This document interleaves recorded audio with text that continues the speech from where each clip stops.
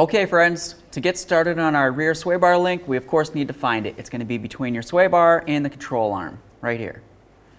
To get this off, we're going to have to remove the nut, but as you try to spin this, it's more than likely going to spin the stud for the actual sway bar link itself. Go ahead and take some locking pliers, come in between, behind this, and we're going to go ahead and grab onto this as tight as possible.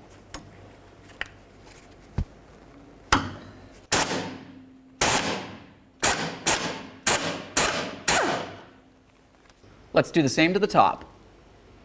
Now to get this down from here, typically it's a good idea to go ahead and remove the other side sway bar link at the same time. That way there you can pull down the bar and remove the sway bar link. Typically you replace these at the same time anyways.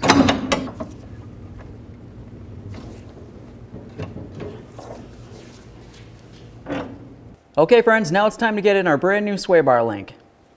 Let's go ahead and put it through the sway bar first and start the nut on there.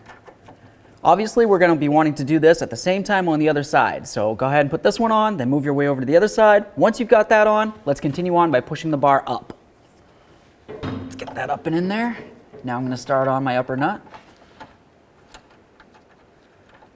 Okay, so now that we have both of these nuts started, we're going to do the same on the other side. Once that's done, let's continue on by snugging these up, and then we'll torque them to 35 foot-pounds. To snug up the nuts, what you need to do is take your Allen head tool and put it right inside here.